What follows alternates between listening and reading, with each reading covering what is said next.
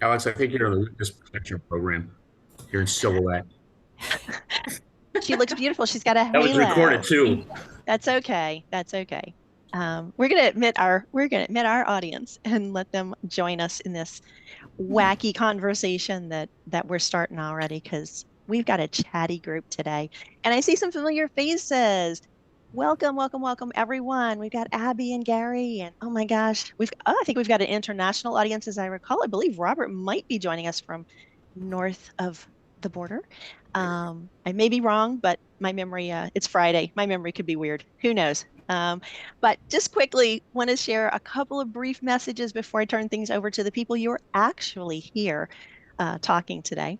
Um, but let's just remind everybody that you did land in the right place, that you're at the USDLA Friday webinar series. And today we have something just a little different. We like to mix it up. We also like to listen to all of you. And we heard loud and clear when we were at our conference in July that people really appreciated just having a chance to talk to one another and explore some different topics and some questions. So we welcome throughout. Please use the chat if you have questions that you want our panelists to be talking about.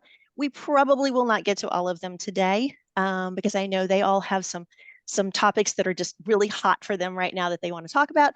But please do put your questions in the chat, and if we do not answer them today, guess what? We can do this again another Friday. So we will come back and make sure we get answers to those for you as well. So also, want to make sure you mark your calendars for the week of November 6th through the 10th. That is National Distance Learning Week. We have a full week of free programming coming your way, and we have some other surprises in store that you will be finding out about in the newsletter in the coming days and weeks. So stay tuned to that. But the topic this year, as it is many places, is AI. So if that's something that you are interested in, or you know somebody who's interested in, mark those calendars and come back and visit us for that. And then finally, this would not be possible without the generosity of our amazing sponsors. So you see on the screen our gold and silver sponsors. Please, if you see someone on there that you recognize, that you work with, reach out to them, check in with them, see what's going on, what's coming along with their products. If you see someone you don't recognize, definitely go and check that out because I've met some amazing new people over the past year.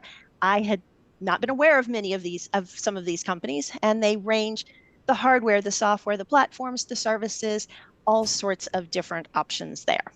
Also, we want to say a thank you to our bronze and our friends and partners. So there's too many of them for me to name individually, but please, again, take a moment, look at the names, and familiarize yourself and go and check them out. So with that all taken care of, I am going to, like I said, today is going to be a little different. Normally, I turn this over to our presenter of the day. But today, I am so fortunate to have four of my dear friends and colleagues and fellow leaders from USDLA with me. And I consider all of you USDLA family if you're in this Zoom room right now. But just, I'll let each of them introduce themselves. But today, we're going to have sharing stuff with us. We're going to have President of USDLA, Chuck Sengstock. We're going to have Bill Ryan. We're going to have Erica Bell, and we're going to have Alexandra Salas. So I'm gonna go to Chuck first. If you'd like to just introduce yourself, if anybody here has not had the great fortune of meeting you before.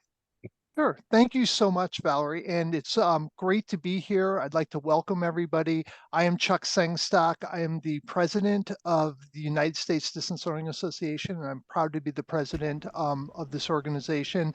But I'm also the director of continuing education and professional development within the School of Education at Drake University. And I've been here for 18 years. But my whole professional career has been spent in higher ed specific to distance learning. So I'm excited to be here, and thank you again for being here. Thank you, Valerie. Can we pass it over to, just how I see you all on my screen at the moment. I'm going to pass it over to Bill Ryan next to introduce himself. Thanks, Val. I'm down here in Louisville, Kentucky, and I've been involved in distance since the days of video conferencing when we had dishes on trucks that we drove around. So these are racing stripes, well earned. A recovering CLO, interestingly enough, also a CIO once upon a time. But for the last 8 years, I've been running my own company as an independent consultant. Thank you, Bill.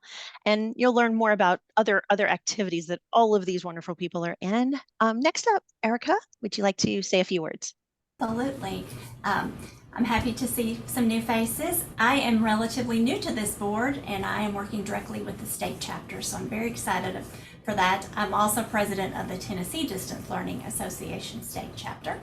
I am in rural West Tennessee and I have been in distance learning for 22 years. I just hide my racing stripes. And I'm the executive director of regional centers and online programs. So we have a very large distance learning infrastructure. I have about 50 Zoom DL classrooms across our 6 locations. So I'm happy to be here.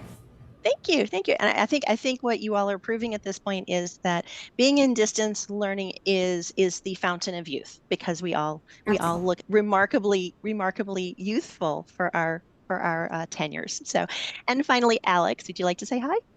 Hello, everyone. I'm Alex Salas. I am the Vice President of Digital Learning and Innovation at Newman University in Aston, Pennsylvania, and the chair of the Public Policy Committee at USDLA, and I'm very, very happy to be here. Thank you all. Thank you, thank you, thank you. So again, this is going to be very informal today for our audience. And if you are watching this in the replay, because I know many of you are, I can see you in the future, you're watching this later. If you have questions, don't hesitate to reach out at any time to any of us at USDLA, because we love your questions and we love talking to people. So just want to throw that out there. And now we're going to really get the discussion going. So just to get things going, this all kind of came about, as our webinars often do, from discussions that we have with one another, that we had with many of you at the conference. That's how we come up with topics and ideas for these. And so we had some emails going around, and Bill actually had an email. He's like, "Hey, I found this really interesting article, and I think this is something kind of cool to talk about." So I'm gonna throw it over to Bill to really get going here. Sure, blame me. That's Chuck's job. Yeah, for me, which is starting with the whole issue of hybrid, and this whole idea: what is hybrid, what is high flex, what is blended, and what does that mean? And for me, having been in these, it's all based in some variation of technology. And for me, it's been a very personal journey, not only because of my own professional involvement, my own career decisions, but my now 21-year-old twins have been going through this process of what the industry has had this shock from since 2020. They finished high school at home in 2020. So it's been fascinating for me as an application person, a practitioner, a designer, as my master's, but how do we look at this whole idea of our design impacts into the various modalities, and watching them choose courses at their respective institutions of higher learning based on flexibility, based on accessibility, and based on the idea that they don't have to be there at a set time every single time. It's fascinating to watch. And then, on a professional level, just watching these kind of modalities impact our industry, because there's, I'm seeing 4 trends. And then I'll throw it out to everybody else to just kind of look at, because our platforms of choice have kind of been, I think, evolving since this mass push into this hybrid remote world that we are all living in now, that everyone knows the conversation. There's the whole scalable aspect of platforms, in the professional area like Cornerstone and Docebo. There's this whole user-generated content area that I watch my kids doing a lot of, where they're adding information into the conversations, where they're adding content that they are generating themselves that go into part of the course process. I'm seeing learning experience designs, LinkedIn Learning, great example of that. Viva Learning from Microsoft is following quick behind that in that area of where your tailored experience comes with you. And then finally, the whole idea of collaboration. Noble Ed's been a great one of kind of showing what that is, to read a little bit, I would say, in that space as well, where collaboration is now coming in, and how that all impacts us, from a designer's perspective, but also from our people and how they look at it. And I look more from the corporate end, and then, personally from my children, the young ladies. And the young ladies. And so, I'll throw it over to my colleagues in more of the institutional space, but, what are you seeing over on your end? I'll speak for the University of Tennessee at Martin. Our hybrid structure is really limited based on the way our tuition structure is currently. So we have an online tuition, we have an in-person tuition, and then we have to code our hybrid courses, and that tuition is tied to in-person tuition. So where I want to be flexible, I want to be able to meet a student's need that says, this 45-minute drive is not working with my current work schedule. I want to be able to make accommodations because I can easily share that Zoom class link with that student. However, the way our accreditation and state reporting standards are currently, we're limited by doing that. So I've got finance and administration basically saying, no, this is the bucket it must go in, and because of that bucket, here's the modality it must stay in. And I think if we had some flexibility in those areas, we would see a significant enrollment and growth. And it would be less about this is yours and ours, and it would be about these are our students across campus. So that's my concern. I just want to stand from the pulpit sometimes and say we're doing this to ourselves. So I would love to know, how is Chuck doing that at his institution? Where is it working and working well? I'd like to jump in and say how I think it's very interesting that your institution charges differently depending on the modality. We at Newman do not. It's the same tuition rate for our students, whether they are taking hybrid, online, or in-person classes. And I believe that one of the reasons why at the core that this continues is because we want to demonstrate to students and their families that the experience that they are getting, whether it's online, hybrid, or in person, are the same in terms of quality and rigor, and the student experience. And so we're working very, very hard to provide that continuity so that our students who are on campus, we're a residential institution, if they have a need to take an online class, there's no hesitation there. And students from any background, any denomination, whether they're adults or you're traditional 18 to 24, who are also adults, but they are typically on campus. But those that have families, they have work obligations, all kinds of obligations, and can't have that traditional college experience, don't have to worry that their education is going to be slightly different because, and that it's contingent upon the rate. So, that's part of the opportunity that we are facing to continue that and to raise awareness about the quality of our education, that it doesn't discriminate what modality, because I think that while the pandemic, the silver lining, I would say, if there's any, of the pandemic was that everyone had the opportunity to engage with online instruction. And now we're beyond the just remote, the emergency learning, and it's what lessons have we learned so that we can apply those to our everyday, how we do business and higher education. So those are my 2 cents. Thank you. I think those were excellent 2 cents, and Yeah, I think that's common. What I've sort of heard from others is there's definitely this split, and it sounds like both generationally and people who were in the workforce, there's a big fight of people going back to the office, not going back to the office, because to Bill's point, people want the flexibility. So I think it's interesting the difference between your experiences, Erica and Alex, and I think different institutions. This is one of the ways that some institutions are going to rise or fall and differentiate themselves, which is a word that I know Chuck and I were talking about, is about how different institutions do differentiate themselves in this new world, whatever this new world is going to become. So can I pass it over to you to speak a little more about that, perhaps? Sure. And thank you so much, Valary. And thank you both, Alex, and as well, Erica and Bill. I think that one thing that we're finding more than ever here at Drake University, and I work specifically in continuing ed, as I had said earlier, and my continuing education, the continuing education that we provide is specific to pre-K 12 educators for the most part. But really what we're seeing right now, not only within my space, but at Drake in general, is how are we, now that we're moving out of the pandemic, or we've move forward from the pandemic, how are we differentiating our programs? I think that really from the standpoint of competition, there's more competition out there than there's ever been in the past.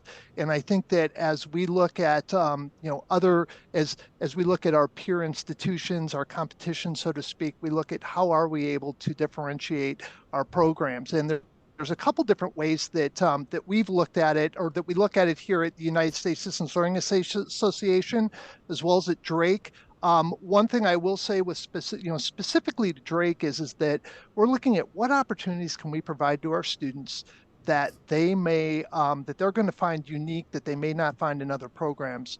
And this can be in our completely online programs. It can be in our blended space. It can also be in the face-to-face. And that is, we're using immersion, which is a AR, VR, virtual reality or augmented reality program, which gives students the opportunity to practice soft skills in a very safe space. And so we're using it specifically with regards to our pre-service teachers, as well as within the School of Education, as well as our continuing education students that are currently teachers, but we're providing them opportunities that they may not have gotten, or they may not get in other courses, either online, face-to-face, or blended, or they get the opportunity to go in and practice. It could be for a pre-service teacher, it could be practicing classroom management.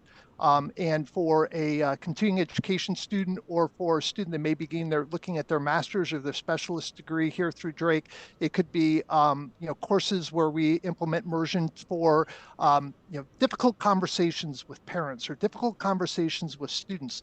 Those are experiences that they don't necessarily get elsewhere, that really prepare them and give them practice for those conversations before they actually take place. So I think that as we move forward, and we're, as an institution, as a director of a program, I look at, what are the things that we can bring to the table that other institutions may not. So that's one of the opportunities right there. And then one of the other things is specific to USDLA, and Bill and I have been working on in this space for a while with regards to USDLA, is we do offer a certification program for universities that are looking to separate, and, or I should say, differentiate their online programs from others. And it's actually a very rigorous certification process that USDLA has put together, that we go through and look at if an institution is interested in our certification.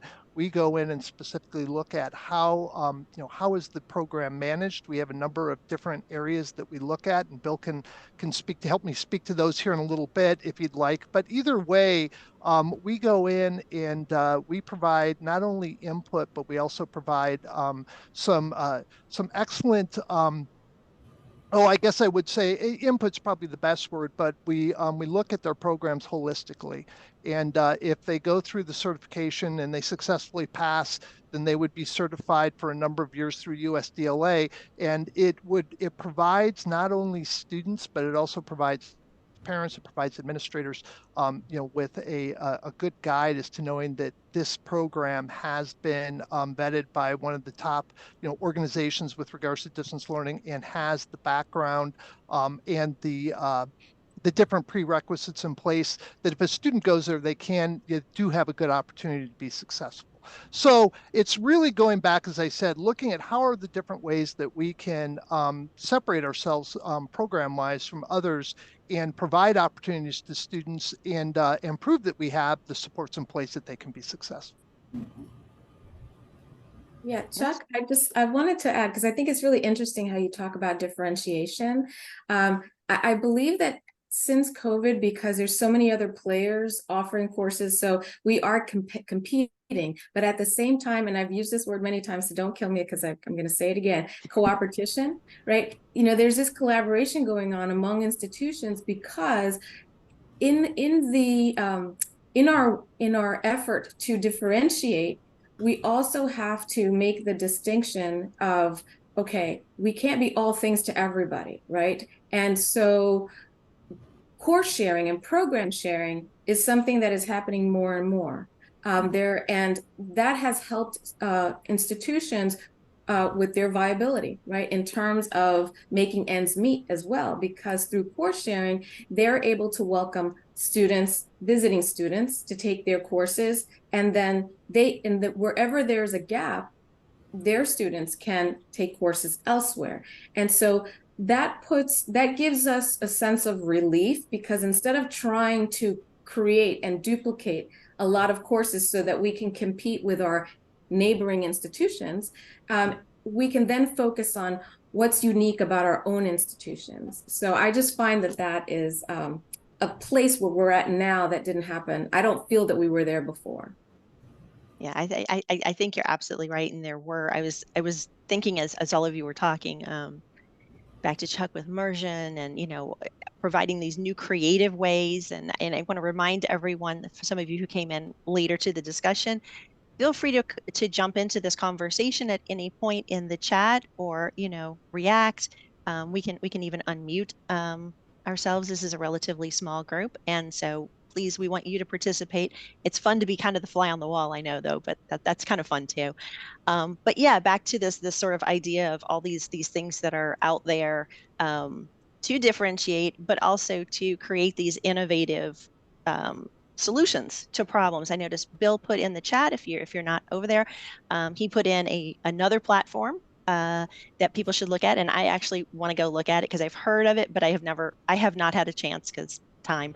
I've not had time to look at it. So I'll come back to Bill in a second. Maybe he'll give us like a little summary, why we should go look at it.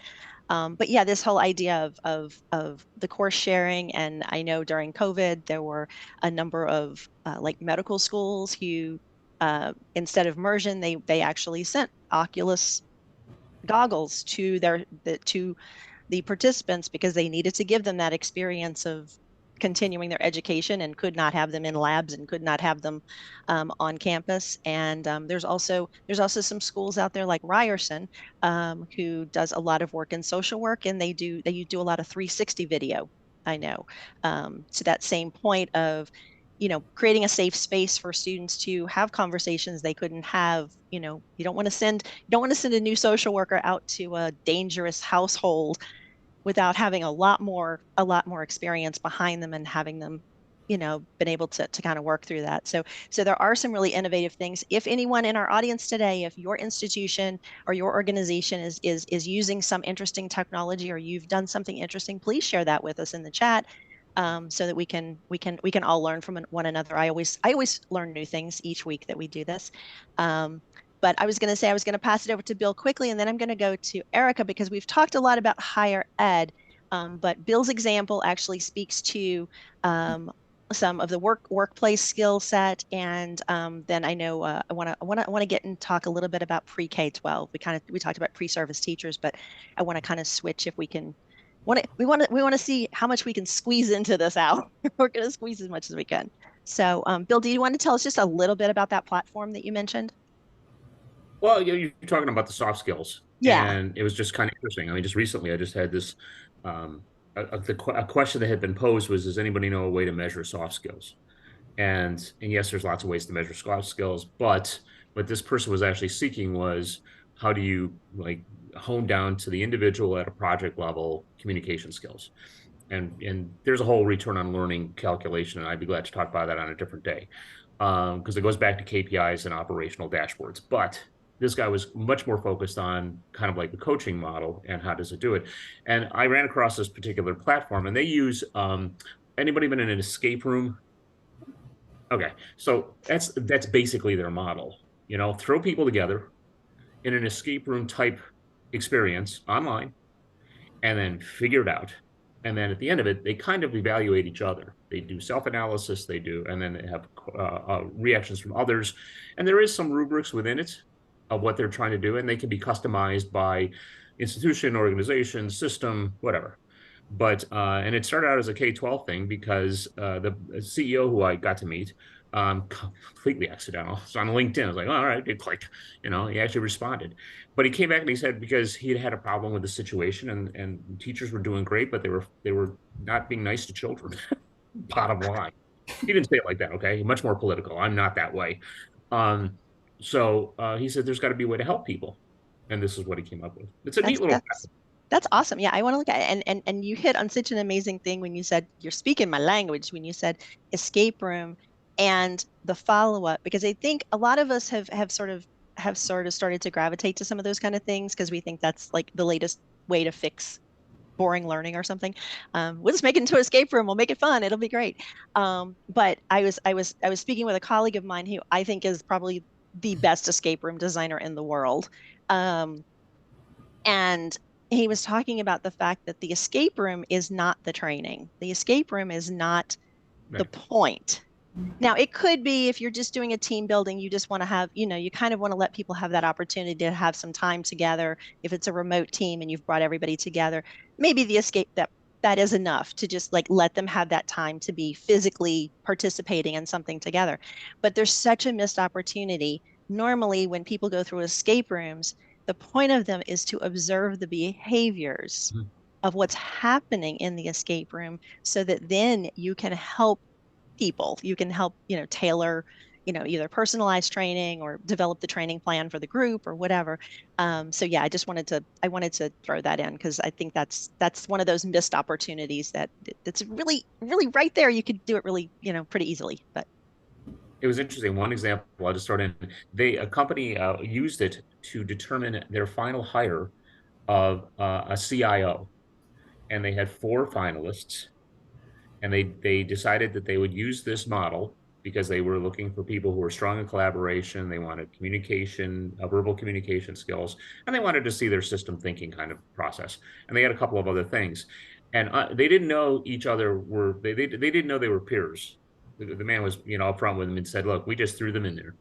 But they use that as their tool Yeah. to analyze because you can observe. And this tool is meant for an instructor or Yep. facilitator to be able to provide guidance, kind of like you have somebody that's always watching you in an escape room and the voice up there going. So same idea, that would be an instructor or facilitator. But in this situation, they used it to watch it and evaluate who ended up being their VP of That's IT. awesome. That's It was awesome. And I love the crossover between it started as a K-12 thing and now finding these other use cases. And that's one of the things I love about USDLA is that I do get to talk to people across all the different constituencies because that's where I get some of my best ideas is stealing them from other groups. So, but as you said, it did start in K-12. And so I do want to go next. I know from talking to Erica, I'm just going to say challenges with some K-12 issues. So let's maybe dig into that a little bit and talk about that.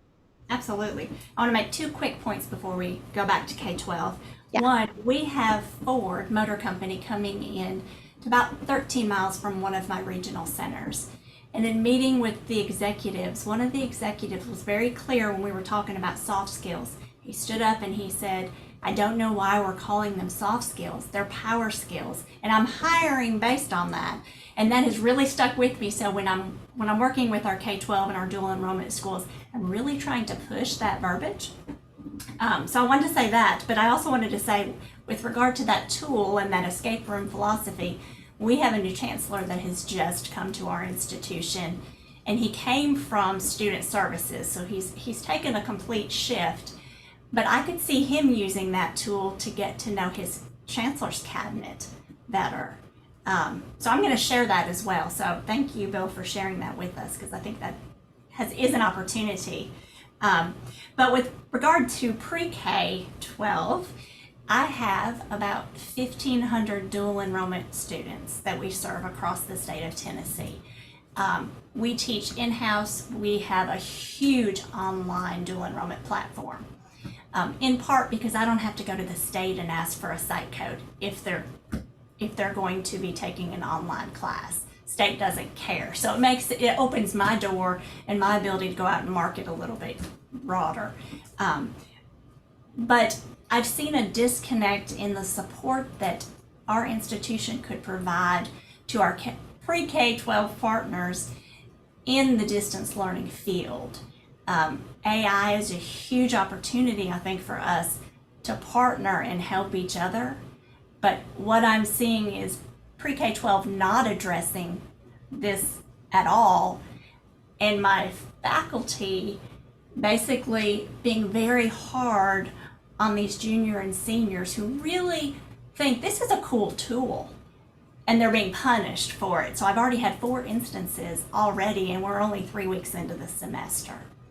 So I really just want to roundtable. I want to know if other institutions are partnering with K-12. Is there an opportunity? I think there's a huge opportunity for us to grow our USDLA membership and grow our state chapters. You know, using this maybe as a tool. You know, if we could go and promote, you know, National Distance Learning Week, if the focus is on redefining and using AI, I think it's an opportunity for us, but it is seen as a very negative thing on our campus. And I see students thinking this is really cool. So I've opened it up. I want to know what everybody else thinks. So, and because we are a small group, I'd love for someone to speak, and Valary, give the power of the wheel. I have granted everyone has all the powers. If any of our participants, if I could speak, do wish to unmute, they can, or if you'd like to raise a hand, and then we can kind of go orderly in that fashion. But yes, you do have that capacity, or if you are a little shy or not somewhere where you can speak openly, again, feel free to chat us a little message, and we will be happy to make sure that gets spoken for you. But yeah, is anybody? I know this is. I suspect Alex has some thoughts, because I know this is tied in a lot with some of the other issues of policies and different how we're making bans. I know some institutions are like, no, can't use anything at all, and other institutions are like, yes, we have to do this. And so I'm not picking on her, but I'm just wondering. I believe she may have had some thoughts on this. So You are correct. I actually had a question first about the use of AI. So are you saying that there is no support in terms of professional development for the pre-K to 12 for the instructors on the use of AI? I think the support to work with the students on helping them see that, one, it is not perfect. Mm-hmm. And it can't be used as a tool. But what I'm seeing, especially in our Comp 1 and 2 classes, these students are immediately going to it, using it, submitting it, and do not see the risk. And so the instructor is immediately penalizing them. Right. And so I think there's an opportunity to go in and work with our K-12 instructors, mm-hmm. and work with our students. And that goes beyond the dual enrollment students. Going into the entire school. I agree. I mean, I think this is reminiscent of the use of cell phones in the classroom and the use of plagiarism detectors, like Safe Assign or Turn It In. And now we have, AI, or even the use of learning management systems. Mm-hmm. And there's just direct connection to chatbots too. This direct connection to policy, in that not until recently was the definition of distance education revised to incorporate regular and substantive interaction. And it's like, what does that mean, right? But the reality is, this is common sense that, anyone teaching online should be doing anyway. But, now it's gotten to the leadership, the oversight of the Department of Education. And from there, it kind of trickles down, and it validates the work of distance education in terms of best practices and strategies. And I think that, there isn't just one answer. It's about continuing to establish ongoing conversations at many levels to eliminate the fear. I think when using technology, there's always that fear of the unknown, and it's an imperfect tool, as are we, as humans. But we need to work with it because, and I'll use the plagiarism checkers as an example. yes, it's incredibly powerful. I remember back in the day where I had to, just think this doesn't sound right, and I have to comb through the book, right, to see if someone just pulled a paragraph. But then I was able to use Google and cut and paste and put it in to see if something would come up. But these tools make it incredibly easy for faculty and teachers to check. But there are other ways to filter it by eliminating common phrases, eliminating the bibliography, looking at to see if the student had submitted parts of that work in other assignments, right? So it can be used as a learning tool. Similarly with AI, in part of our professional development is, instead of using, students are going to use it anyway. Students use cell phones. Well, then it can be used to, tell a student, use the AI to construct a 5-paragraph essay. Now, when they get it, it's like, okay, now make it yours.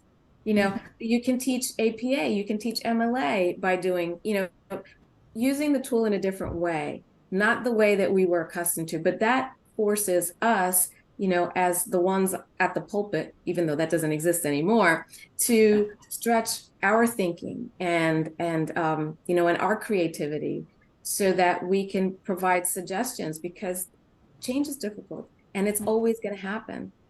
So yeah, I think it's a challenge. Sorry, I didn't want to interrupt. We have a studio audience member who raised a hand. So Please, I just wanted to acknowledge that Robert has a hand up. And so Robert, do you want to jump in here with us? Sure. So this isn't my idea. It's from the Unprofessional Development podcast. And they had a lesson plan where they asked students to use one of these generative AIs to make a report on, say, a UNESCO World Heritage Site or a president. But that wasn't the task. The task was then to, what did it get wrong? Now you have to edit this. So then you have to walk everybody through, how do you verify facts with different sources and do the research yourself, and then edit it, submit it. And that works on those life skills of, where do I go find out if this answer is correct? On top of, yes, it wrote you a report, but you got to make sure it's correct or makes sense. So I thought that was a great use of how to use these generative AIs as a lesson plan to teach other skills, while showing you that it is a useful tool, but it is not always perfect. That's a phenomenal idea, which I will be sharing with our 75 faculty members over the weekend. That's to say, everybody's going to be stealing that one. I can feel all the pens going, oh yeah, that's it. That's what we're going to do. That's what we're going to do. It wasn't my idea, but but you shared it, and that's the important part. It was you on brought another it to new podcast, people. and I thought it was perfect. Okay. Yeah. Thank you so much. Thank you. Yeah. You're No, welcome. that's why we do this, because we all have heard and learned things that sometimes we think everybody knows, but everybody doesn't. So that's what I always love about, people sharing things like this. But yeah, I was also just kind of curious about first of all, two questions actually. I'm still thinking that one through and thinking of 5 other ways to take that. But anyway, so a couple of questions is, if anybody has any resources they know of that are good resources to help, if they've seen, to the support question of, because yes, there's the support lacking perhaps in both the K-12 side and perhaps some of the instructors in the higher ed side that don't really know how to couch that, and don't have those clever ideas about how to do it. But the other question I think is about, because Bill was having some commentary, some of us were having some commentary in the chat about it, and also in the corporate space. And there, the focus is a lot on the security, ethics, and privacy questions of it. And so I was just wondering if anybody had any additional thoughts, because I have a lot of questions in that space.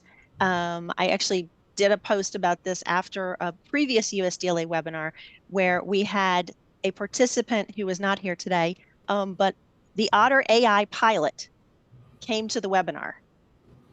So an AI bot came to our webinar 2 weeks in a row. And I had some thoughts about it because I was like, there's some privacy concern. There's definitely some privacy concerns here. The rest of you did not consent to that. Like, you know, when you logged into the webinar, you weren't expecting that this video could be used.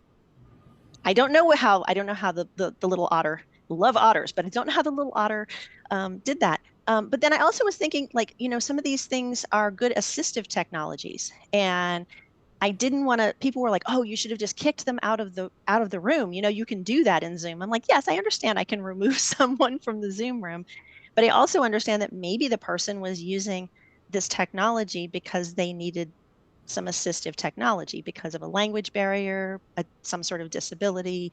So I'm just curious if anybody wanted to chime in any additional thoughts on that side of the AI portion of it. I know there was a very good video on LinkedIn recently by Nicholas Thompson. If any of you follow him, he's the former editor of Wired magazine. He's now at The Atlantic.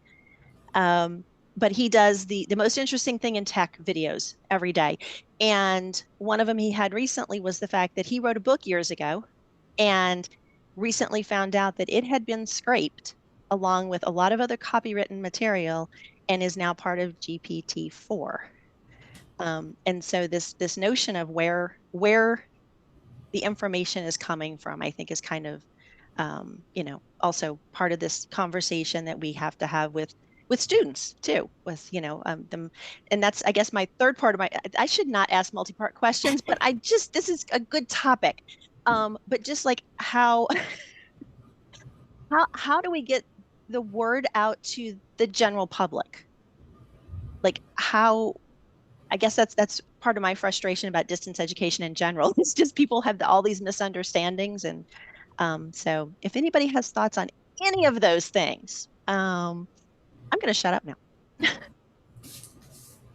Well, you know, I'll tell you from my side. So as a consultant, even in my internal days, I was always arguing with clients, internal clients, going, you know, we can do e-learning, we can do online, you know, we can do performance support, and even lead teams. And I led global teams.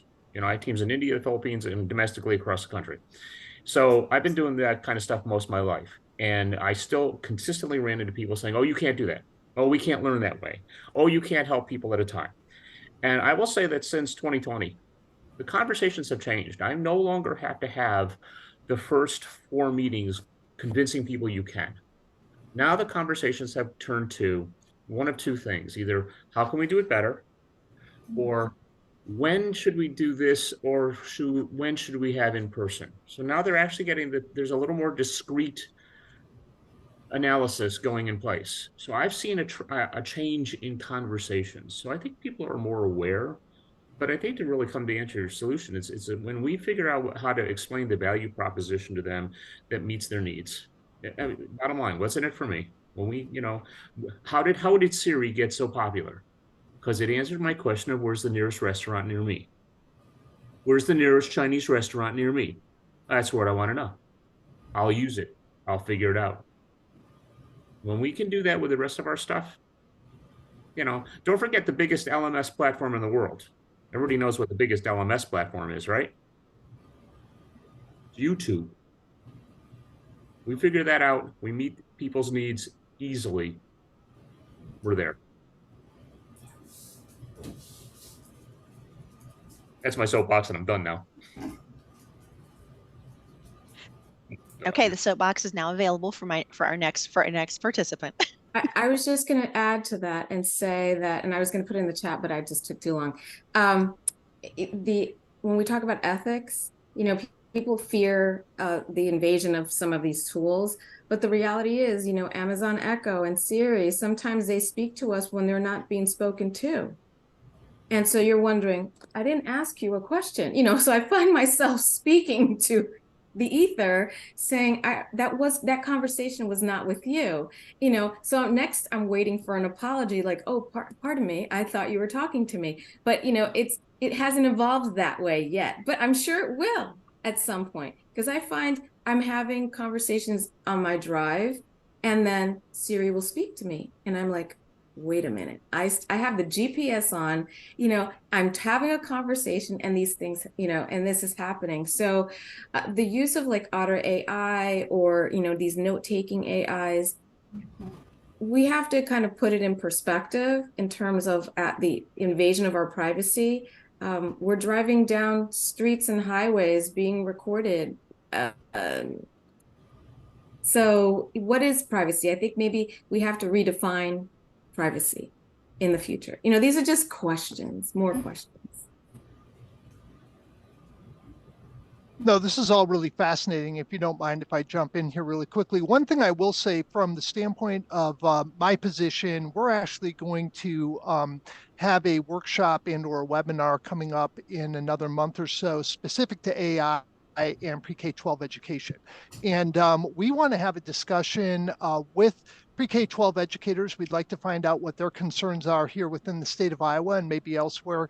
But we're also going to include some individuals from the School of Education as well as our Math and Computer Science Department through our College of Arts and Sciences here at Drake, and talk specifically about, not only, I think really what we've heard a lot here, I've heard a lot from the individuals that I work with is, the concerns, but going back to, the opportunities that we've been talking about, I think there's both sides of the coin. And so looking at not only what are the concerns, but what are the opportunities, and having an open discussion, and then moving forward and potentially from our standpoint here within continuing ed, helping answer some of those questions moving forward, as well as providing opportunities to individuals to find ways that they can use AI to move forward in the future, or at least use AI within their class in a positive way. Just going back to what Robert had said around, what are some of the teaching opportunities? So I think it's really trying to, at least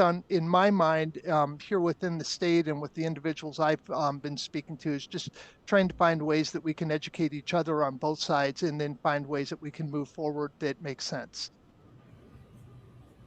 We just kicked off on our campus Women in STEM. And so from that, in our dual enrollment program, we're going to do Girls in STEM. But I think it's an opportunity for our cybersecurity students here on the main campus to do some outreach.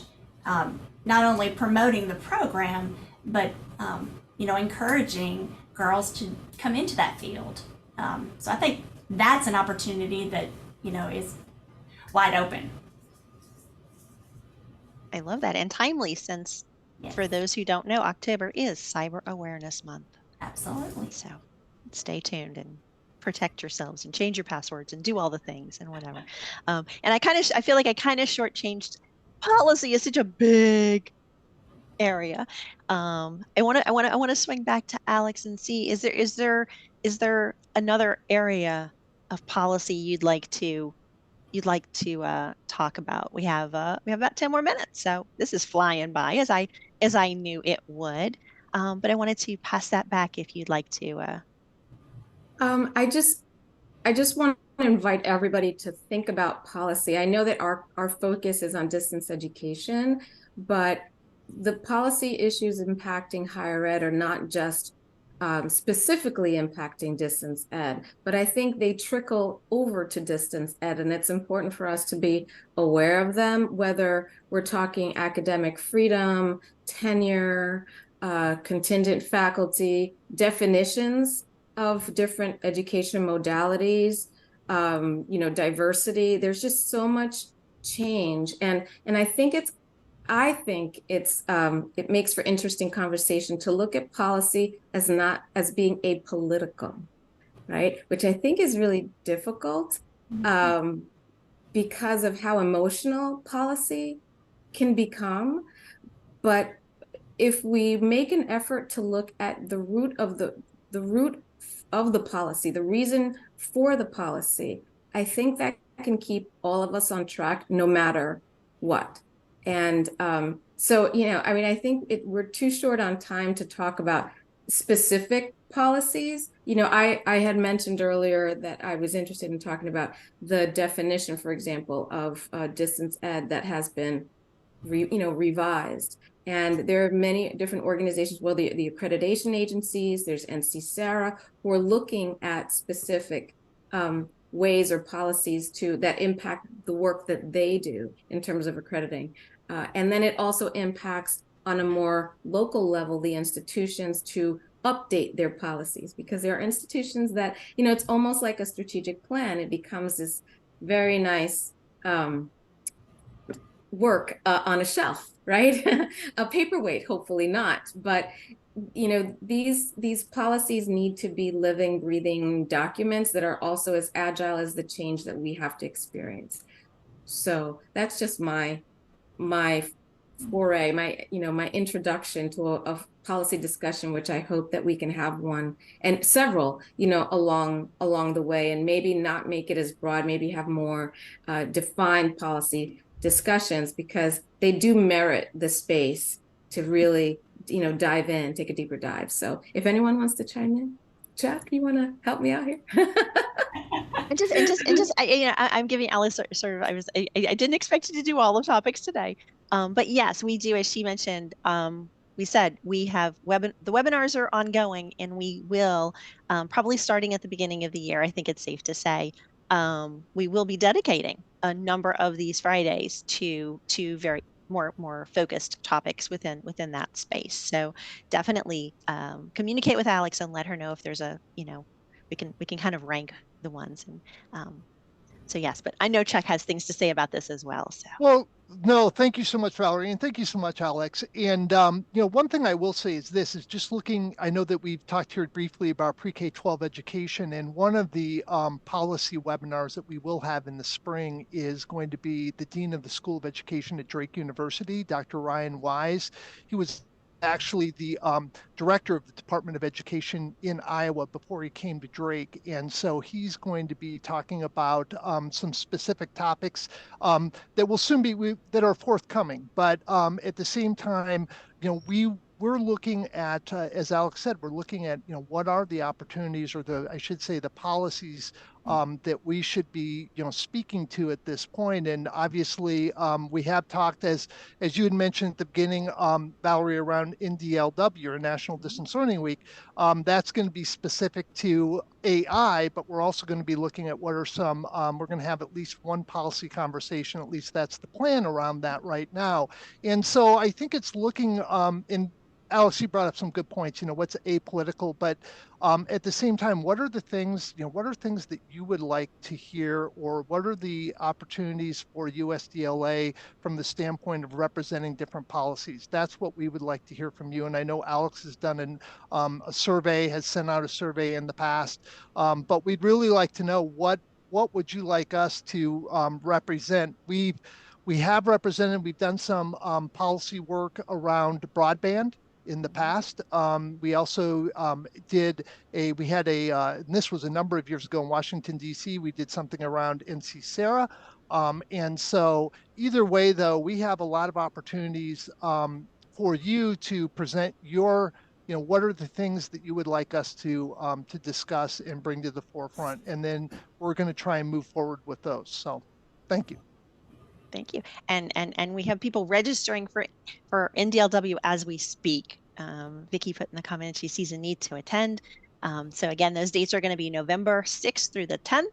And it will also invite, I know many institutions out there have their own programming that they have that week. We were the ones who led the charge for National Distance Learning Week, but we are not the only ones who have events that week.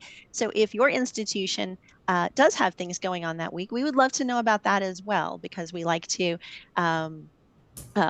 cross promote that and let everybody know all the available options that are out there, because others will be having other topics. And while AI is a big one for a lot of people, there's a lot of other big topics as well. So please let us know. Again, I'm speaking partially to my future audience, because I know many will be watching later. And if your institution, like I said, does have planning, then that's great. And if you have any questions, obviously just reach out to us. All right. So, and no worries, Vicki. Time has ceased to work properly since the pandemic, in my opinion. I have no idea when things happen anymore. It's either before today, or sometime in the future. That's the only time I know. All right, so we have just a few moments. So I'm going to go in reverse order and just give each of you a moment if you would like to make any closing remarks. So I ended with Alex the first time, so I'll go back. I'll start with Alex going this way. Any last thoughts for us today?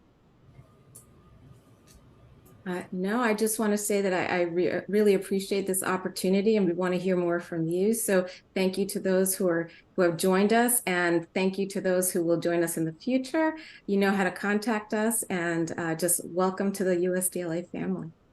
Thank you. Swinging around to Erica now. Well, I also would like to thank everybody for attending, and if anyone has any interest in developing a state chapter or joining a state chapter, if they want to reach out to me, I would love an opportunity to talk with them. Thank you. And you don't have to actually be in the state. We have some, I know, that kind of cross state. If your state doesn't specifically have one, that doesn't mean you don't get to participate. So anyway, Bill, next up. Ditto, and I'm sure I'm going to, whatever Chuck says, ditto. The great closer. I love it. Okay, Chuck, up to you. Great. Well, no, I'd just like to thank everybody again for being here. And I will say this, if anybody has questions about the quality standards certification and the elements that make up the quality standards certification, please feel free to reach out to me or Bill, and we'd be happy to answer your questions. But just thank you so much for being here. And I'd also like to thank my fellow panelists as well for their time. Yes, thank you all. And if anybody wants to put this would be the last chance, if anyone wants to drop their email into the chat. So if they do have a question for any one of you, and if you'd like to do that, that'll make it a little easier on them to find you later. But anyway, I'll just close it. And so with that, I am going to close things out. I want to thank all of my amazing friends and colleagues for joining me today, because I would have been really lonely here by myself. But I knew it would be just a robust discussion, and we would have trouble squeezing it into an hour. And so any of you come back anytime. We will do this again if you want to. And same thing with the audience. We do have webinars coming up in October. Stay tuned. Watch the newsletter. If you're not subscribed to the newsletter, go to usdla.org/about and put your name in there, and we will be happy to send you that weekly newsletter that tells you all the things coming up.